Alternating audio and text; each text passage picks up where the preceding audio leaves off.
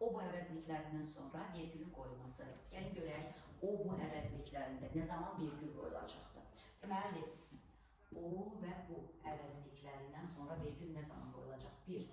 O bu əvəzlikləri mübtədə vəzifəsində iştirak edərsə, mübtəda olarsa.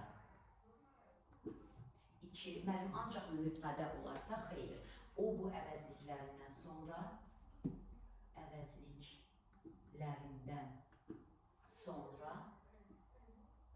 əlavə gələrsə, cümlə üzvlərinin əlavəsi gələrsə, cümlə üzvlərinin əlavəsi gələrsə, bir də 3, mənim o bu əvəzliklərdən başqa nə zaman sonra vergül qoyulur? Həmcins üzvlər olarsa, vergül işarəsindən istifadə olunacaqdır. Mənim mübtədə vəzifəsində iştirak edən o bu əvəzliklərindən sonra həmişəmi vergül qoyulur? Yəni mübtədədir, deyirik ki, vergül qoyulur. Həmişəmi el olur, deyirik ki, xeyr. İstisna hallar var ki, məsəl üçün, feil gələrsə, əvəzliyin özü gələrsə və köməkçi nitq hissəsi gələrsə, vergül işarəsi neynəməyəcək? Qoyulmayacaqdır. Bəs köməkçi nitq hissələrində hər hansı bir istisna varmı? Bəli, var. Hansı istisnada? Modal sözlərdə köməkçi nitq hissələrində nida gələrsə, biz bilirik ki, cümlənin ortasında modal söz və nida işlənəndə onlardan sonra nə qoyulmur? Onlardan həm əvvəl, həm ondan sonra vergül işarəsi qoyulur. Bu zaman qoyulan vergül, yəni o bu əvəzliyinə görə deyil də modal sözlərə görə qoyulur. Aydındır? Deməli, bir də deyirik, modal sözlər, nidalar cümlənin ortasında işlənəndə onlardan həm əvvəl, həm sonra vergül işarəsi qoyulur. Bu vergül işarəsi də həmin o bu əvəzliklərinə görə qoyulan vergül işarəsi deyil. Nümunə yazıram, siz deyəcəksiniz, vergül qoyulur. Deməli, birinci cümlədə vergül qoyularmı? Xeyr, qoyulmaz. Niyə müəllim? Çünki buradakı ki nədir? Ədatdır. Nədir? Ədat. Ədatda vergül qoyulur. Vergül olarsa yanlışdır. Bu mənim qızımdır. Kim mənim qızımdır bu?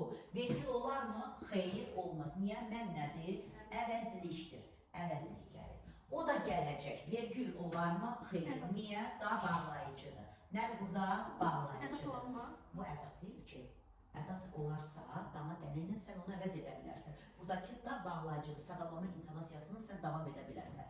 O uşağı səslədi. Kim uşağı səslədi? O uşağı səslədi. Bu tipli cümlələrdə vergül ikinci qoyulmaya da bilər. Kimi səslədi? Kimi? İsimdir, bəli, tamamlıq vəzifəsində iştirak edib. Və bu cür cümlələrdə dediyimiz kimi vergül qoyula da bilər, qoyulmaya da bilər. Bir deyirsən ki, o, yəni ana uşağı səslədi.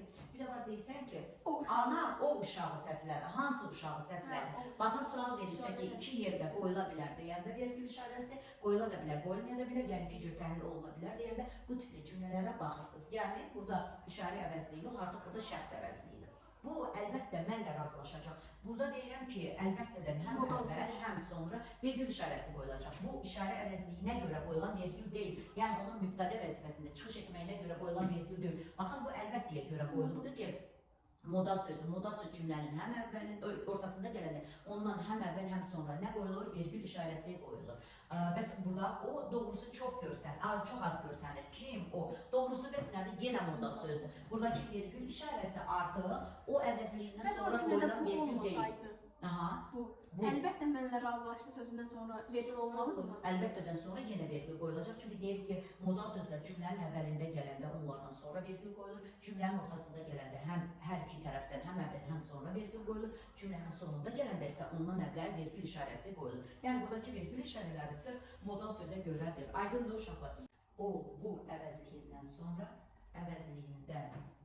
sonra isim, sifət, say, zərf gələrsə, vergül işarəsi qoyulacaq. Vergüldən istifadə olunacaq.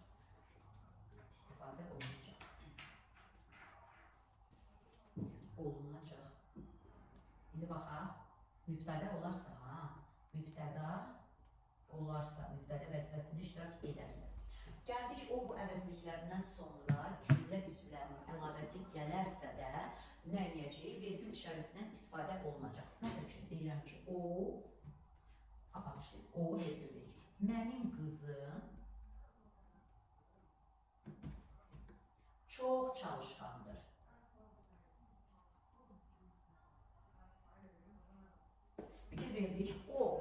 qızım çox çalışqandır. Mənim Buradakı əvəzlik. deyə bilərsiniz ki, müəllim, bəs burada əvəzliklər baxın, niyə vergül var? Vergül ona görə qoyulubdur ki, buradakı o mənim qızım imiş. Burada nə var? Cümlə üzvünün əlavəsi var. Kim mənim qızımdır o? O mənim qızım, yəni izah edirəm. O, yəni mənim qızım çox çalışqandır. Deyəndə yenə deyir, buradakı odan sonra nəyə görə vergül qoyuldu? Əvəzlik gəlməsinə rəğmən. Çünki o əvəzlik dediyimiz söz birləşməsinin tərəfini təşkil edir və o söz birləşməsi də birlikdə cümlə üzvünün əlavəsidir. Ona görə vergül qoydu.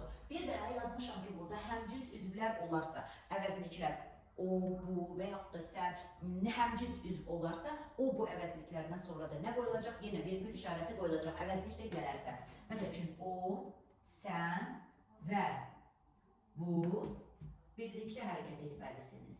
Birlikdə çalışmalısınız. Çalışmalısınız deyəndə burada fikir verək.